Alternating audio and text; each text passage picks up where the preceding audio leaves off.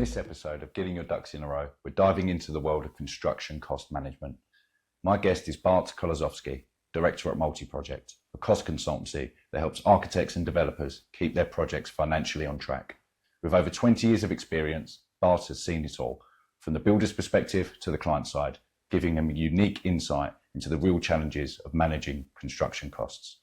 In this episode, we'll be talking about why so many projects go over budget, the key to setting realistic cost expectations, and how assembling the right team can make or break a build. We'll also touch on how AI and automation are set to reshape quantity surveying and construction as a whole. Let's get into it. Good morning, Bart. Welcome to the show. Good morning. Great to have you here. Thank you for joining us. Maybe we could start by hearing about your journey from where you started in the industry to where you are now. Give us a bit of a rundown for what that's been like for you. Well, I actually started as a builder. So did a bit of training, started working on building site, and opened a little construction company, and did that for a good few years until 2009, I think. Right after the financial crisis, it was quite tough. But at the same time, so at that point, I was already getting my construction management degree. Actually, I was close to it. 2009 was tough after the financial crisis, and I actually decided that I had enough of constructing. It's a hard game being a builder, and I thought that with my new degree and knowledge on sort of the formal side from the degree, but also from a practical experience, that I could help many people with the projects. So I started QSing initially for contractors, and did the contractor side for a good few years, which I really appreciated, because it gives a bit different insight into the industry and how things are working, and how contractors are dealing with issues, and how they approaching projects. That's what some QSs who only work on the client side never experience, and they only see the other side. But a good few years ago, we moved across to the client side. I think decision was due to having more impact on projects, and being able to get involved into projects early on and bring value. That's a little bit limited on the contractor side. We've been working on client side for 7-8 years now, and most of the work that we have done, well, initially it came out from high-end residential, all those nice projects in Holland Park, Kensington, and we've done a fair bit of residential and mixed use developments, apartment blocks, and such. So I think that's where our expertise sits, and I think high-end resi is still there. We still get quite a few of those projects, and they are a little bit different from your mass construction as such. Yeah, it's interesting what you say there about coming in or starting in the industry as a builder and then finding your way to QS. And it's one of the things that I've been discussing as part of this podcast, that, once you sort of get your foot in the door, as it were, and you're able to apply your trade for, your first 1, 2, 3 years, however long it takes, there really are lots of opportunities that are available in the industry. And there are various different routes that you can take, which I think is quite appealing, or certainly would be appealing to me if I were a youngster coming up. I think so. It's it's a very broad industry. You always I always laugh a little bit when I talk to people, and especially I work in construction, but I don't like DIYing very much. Right, I like my weekends for me, not for working. And sometimes I talk to trade people, and they who come and do stuff at home, and they ask me working as construction. I say, oh well, you're not doing it yourself. No, I was like construction like this, on the keyboard, really. And there's such a variety of opportunities. You could be on tools, you could be a manager of different levels, or you could be completely clerical or administrative. I think quantity surveying is quite interesting. I find it really interesting. It's a good mix of problem solving, quite a lot of data that you need to deal with, but also we work with contracts, which is very very different from data crunching and a little bit more creative, I think, in a way. Yeah, so really interesting. I think, unfortunately, my kids don't want to go into construction, so that's not going to happen. But we'll see. Yeah, I mean, quantity surveying, I imagine, particularly, I mean, it's always something that is being required, particularly, I imagine, on larger projects. But in the sort of the backdrop of material costs soaring, and they have been over the past few years, with Brexit, COVID, this is fairly well rehearsed. I imagine that the need for your sorts of services now for these projects is becoming ever more of a demand because, trying to navigate through these material cost rises have been very difficult for people. I'll be honest with you. I don't give in into those sort of scaremongering that has been going on for about three years now. There was a huge volatility in the market just right after COVID. Actually, it was really busy in the market. Right, there were many projects. There were many projects on the site and many in developments with supply chain disrupted and production disrupted that led to increases, quite volatile increases in prices. Um, but it's not the case anymore. So it's all calmed down. The amount of projects in the market has gone down, and even leading to some companies experiencing difficulties. I'm sure you're aware. So even the big boys, ISG, last year went bust, but there's many other contractors who went bust. My suspicion is in part due to not having sufficient workload. So the prices have come down as well. The contractors, subcontractors are much keener. I mean, we worked on a project last year that had a lot of problems, had to be rescued a little bit, and due to contractor going bust, actually, and we got involved into letting out packages, subcontractors, and I was quite amazed how keen subcontractors were last year. So I don't think that those stories are so valid anymore. But I also agree with your statement that there is a huge need for good quality cost planning, and unfortunately, I think recently I've seen a research that 67% of projects in UK go more than 10% over budget. Right, so that's a big problem. Every project that I've ever worked on has a business case. No?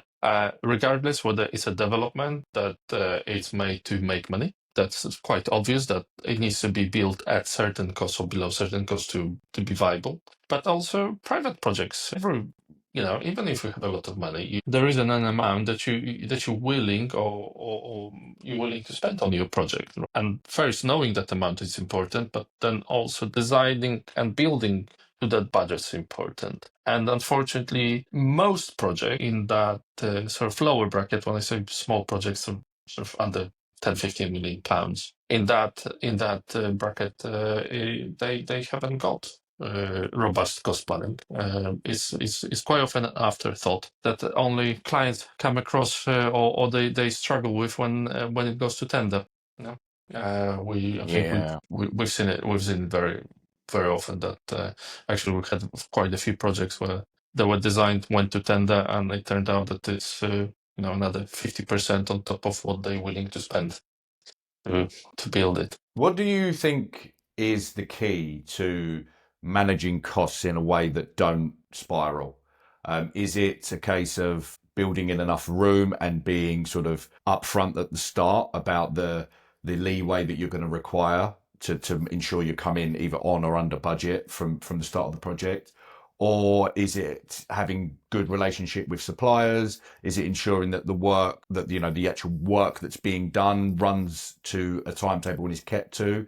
Because obviously, I imagine the longer a project runs on, the more expensive it becomes. What would you say is the key to ensuring you're within that budget that you set? How much time have we got? As much as you like, it's really interesting. I find it a very interesting topic. Yeah. And it's a big. I think it's a big part of the industry actually. And it'd be good for our listeners to sort of understand a bit more about it. I'll try to be concise, but let's sort of break it down in a few steps. Otherwise, I lose track because it's such a wide subject. But I think the first, you need to have a realistic budget. Many projects don't. It's so. I mean, I say it like every day. We talk about new project. Maybe architect comes to us and or client comes to us, and usually my first question is, what is the budget? You wouldn't believe how often I hear from architect, oh, we didn't ask the client. Oh, we did ask the client. They don't want to tell us. You know, where do you start? You need to have a starting point, right? So you need to have a budget, one. And the other thing is that budget needs to be realistic because most of the projects, especially on sort of private residential, right? People have this vision and they want to build it. But the vision's like this, huge, but the budget is nowhere near big enough. So setting that realistic budget from the start, I think that's paramount. Otherwise, you can't achieve it. The next thing is, I would say I would say having the right team. Right from the start. So for clients, and I think I concentrate more on the client side. So some of your questions were more leaning towards contractor side. It's a bit different discussion. But from the client side, having the right team, having the right architect, having the right consultants, having the right QS on the side, on the project, that's very important because, as you said, and you're absolutely right. The longer it goes on, the more it costs.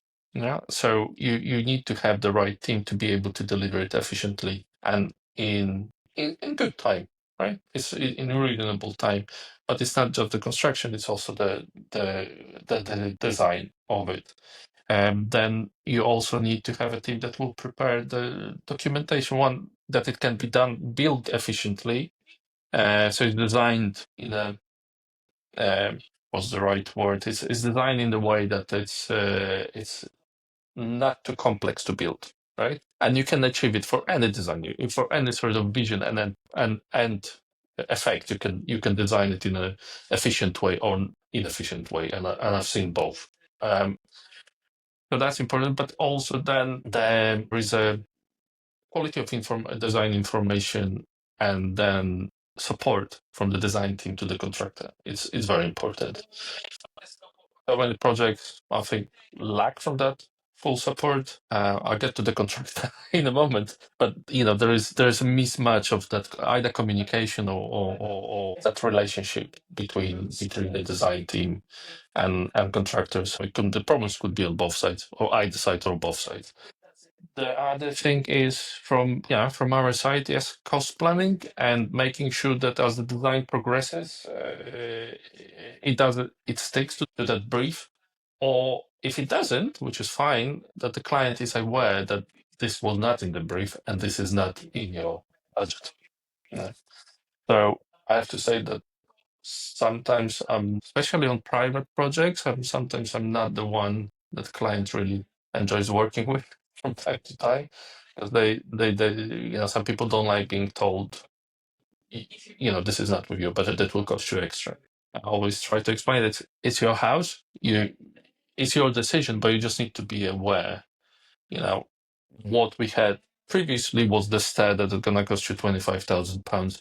What you're discussing with the architect right now is closer to £100,000. That money needs to come from somewhere. You either reduce other areas design-wise, or you've got to put more money in. So that monitoring through design process it's important. So you don't end up with a project A when you start the design, and then A plus when you finish it, but you're still hoping that your budget is at A level. The next thing is choice of the contractor. Fortunately, many projects are decided on price alone, or predominantly on the price. I'm always surprised, quite often what happens is, I'm always surprised that when contractors are being assessed for the suitability after they submitted the price. So, I've seen it so many times that there's a tender process, and then once the price is submitted, then the architect and client go and see the projects that those contractors have done. I think it's a waste of time. I mean, it should be other way around. Now, you first should, as the contractor, you should know that you've got those, say, three, which we always recommend, because three contractors for tender, but you're happy with any one of those to take on the job. And it's not just the quality, it's finding out more about how they work, who they work for, references, other projects they completed, and also suitability for this particular project, right? Because it's not every, we know many very good contractors, right? But I won't recommend every single one of them for every project that there is, because they will be suitable for different projects. One will be, sort of fast construction, maybe mezzo construction, apartment blocks and whatnot. The other one will be high-end residential with a basement and a lot of joinery. Two different contractors, two different projects, right? That's assessing that suitability is important, because it's a partnership. You're going into a relationship with a contractor. You'll be with them for year, 2 years, whatever it is, and you need to know that they're not only capable, but they actually they will work together with you, the rest of your team. And the last one, I would say, or two last ones.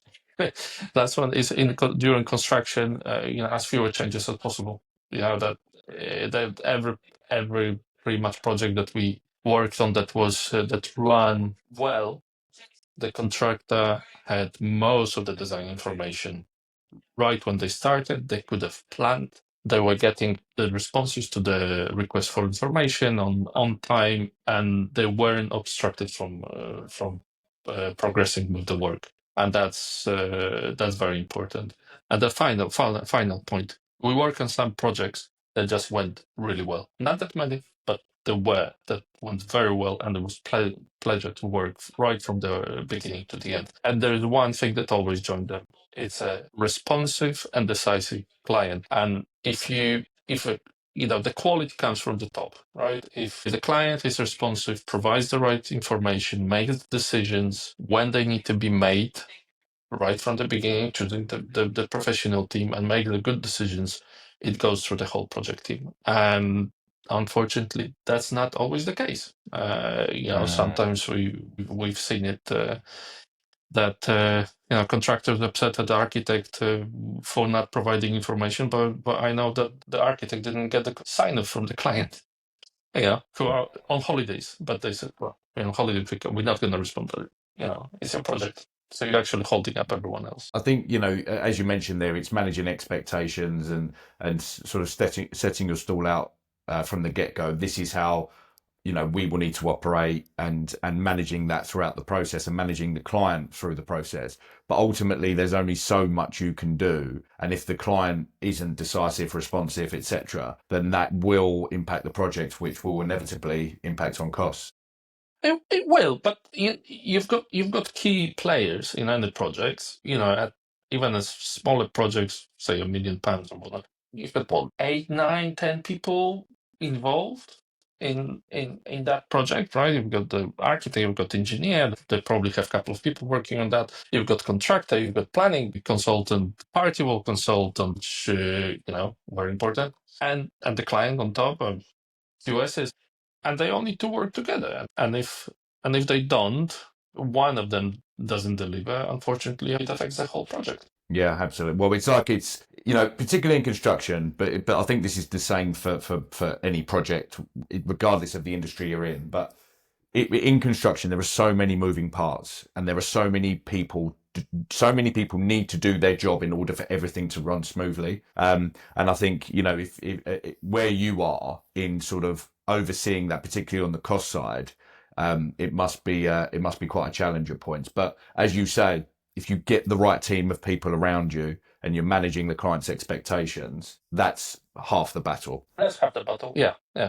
I think from our point of view, from our side, it's not that difficult. We just come up with our report. We try to be just straight, and that's what we think is going to cost you. If someone thinks otherwise, fine, we'll find out. But unfortunately, sometimes turns out we were right. And so it's not that difficult. I think there's another thought on that, is that when you've got manufacturing, when they've got a factory and they can perfect every step. For us, every project is a new project. It's a different, right? Sometimes you have a different team. Sometimes you've got same people, but they've got different workloads. Site is always different, right? Even if you're doing modular construction, which is partially in the factory, still the site is different. The ground conditions are different. The access is different. So every time we learn on the job in a way. Yeah, absolutely. And I imagine as well, just going back to our earlier point about roles within the industry and it being varied, a role in itself is varied because for all the points that you've just mentioned there, whilst it's the same job, if you like, every project presents its own difficulties and intricacies that you need to be alive to and deal with. Yeah. What are you seeing in terms of the future? And where do you see it panning out for construction, specifically in what you do? Is there any innovation coming along, different ways of dealing with things? What are the pain points and how do you look to deal with those? I think it's changing greatly. I don't think we'll recognize it in 10 years' time. AI will change a lot. It's already changing the profession to some extent. I just wonder who's gonna crack it first. That you have an AI system that will be able to take do a full takeoff to price rates and historical price book rates and historical data and provide a full report. It will happen sooner than we think. I know there will be a role for QS. I mean, our profession is split into several different sort of areas. One is cost planning. The other one will be dealing with subcontractors, variations, and so on. All contractors on the client side, contract administration, and also all the legal contract issues that we deal with. So it's quite a varied profession. But AI will change it, right? I think it will be difficult for junior people to come in because what juniors mainly do, at least with us, when they start off, they do a few years of mainly takeoff and then bill of quantities writing, which we quite strong on. And that will be replaced with AI quite soon, I think. So how do you train your juniors then? Yeah, it will be a little bit difficult, but I think it's more of a tool that will open new opportunities rather than. Absolutely. I'm not gloomy about it. Let's put it this way. Yeah, I agree. I'm firmly of that view in the sense that automation, AI, various sort of different and varied digital tools that are available, not just in our industry, not just in your industry, but just worldwide. They are going to shape the future. And it's inevitable. I mean, we're seeing it now. The curve at which people are adopting these processes is just so steep. It's like unlike anything we've ever seen, I think. I mean, if you think about the transition from typewriter to computer, house phone to mobile, and all of these different technologies, I mean, the rate at which we are developing AI and all of these other tools is astonishing. But I agree with your sentiment that it will create more opportunity than it will challenges. And I think that there is going to be, particularly in construction, which is such a varied industry, I think the industry is embracing various different tools and processes because it has to. But I think there will be so much that will open up as time goes. As you say, I think it will be sooner than we realise, definitely. Yeah, well, I've gone through a transition like that already, right? When I started off as on site and as a QS later, I still have a very large desk because we got used to it because we had to have large desk to be able to do manual takeoff, right? So actually, I used to have two, so here and on the side to be able to spread all those plans and just measure with a scale ruler, which I've got somewhere over here. I haven't used it for about 8 to 10 years because we do all the takeoff on the computer, but I wouldn't want to go back. It's it's just so much not only easier. Well, it's easier and it's so much better for record keeping as well, because we've got all the drawings measured and we can always go back to and see what exactly was measured and where. Whereas you don't get that record with manual takeoff. So that already changed, and it changed the industry. Now the next one will be that you just upload it, couple of clicks, and you get your bill created within minutes, right? One thing that comes to my mind, not my profession, but generally industry. I wonder what's going to happen when they crack those humanoid robots, because it will happen. And that maybe not in the next 10 years. I don't think so. A lot of hype about it, but it will take. My guess is it will take a little bit longer.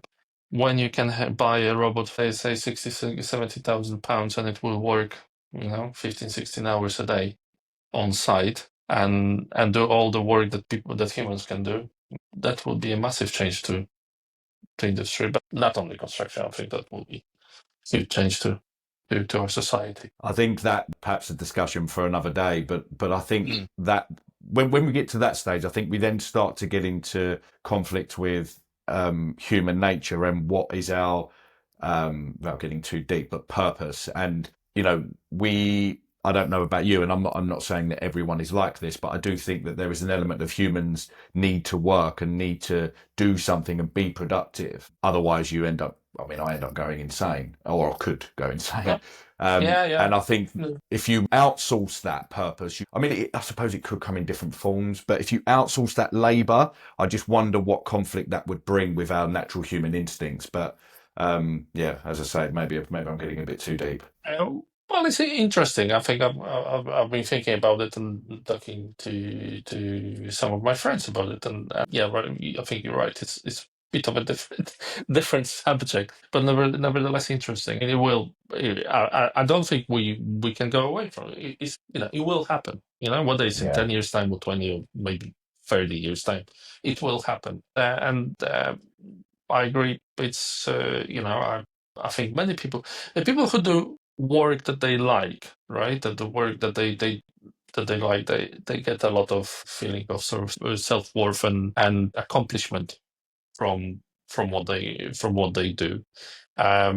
We all like holidays. We all like going away, but would I want to be on perpetual holiday? No. I think it would just get boring. I think there will be a huge change when it will be very different. I've got this image in my mind now of, in say, I don't know, say 100 years time, where humans are just sat around extremely overweight, unfit, just in front of a screen while there are, I don't know, 10, 15 robots around them just doing everything that they need, washing them, putting their shoes on, feeding them, cutting the grass. Wasn't that a Disney film? I can't remember which one was that. It was exactly like that. Everyone really fat and just not doing anything. But you say that, but have a look what actually happened in the last 20 years, how the whole wellness and fitness industry boomed, right? 20, 25 years ago, yes, you had gyms, but not many people were going to gym, right? There wasn't such a thing as a personal fitness trainer. And now we've got more automation and we've got supposedly easier lives physically. I still think it's the case, and many people actually exercise more than they used to. Seems that fewer people smoke, fewer people drink alcohol, and so on. So perhaps it's not going to be that bad. Yeah, and you're right actually there, Bart, because a lot of the sort of innovation in technology, and as we've, as evolved, we've been able to find out more about what is healthy, what isn't healthy, what we should and shouldn't be doing, which has contributed to the health of everyone, in the world, of the population. Yeah. So, yeah, it's an interesting point. It's, I suppose, where there's an argument, one side for, perhaps more of an extreme argument, where the example I've given, where everyone's just going to sit around and outsource everything to robots. But then I suppose to balance that is your argument about, health, well-being, knowledge, science, and all the rest of it. So, yeah, hopefully it just it continues in a nice balance, but we'll see. I truly believe that people they just have ambitions. People just like exploring and doing interesting things and pushing limits. So if they don't have to go to the office every day or don't have to do manual work that they don't enjoy, they will do something else that they do enjoy. So I think it's more opportunities than risks, but it will be a big change. So, Bart, looking at the future, what does the future hold for Multiproject? Where do you see the business going? What are your plans? Obviously, bright and glorious as always, but we'll see. I think the future for us would be providing quite a balanced set of quantity surveying services, right from early budgeting to final accounts with everything in between for years. But that sort of involvement is suitable for slightly larger projects.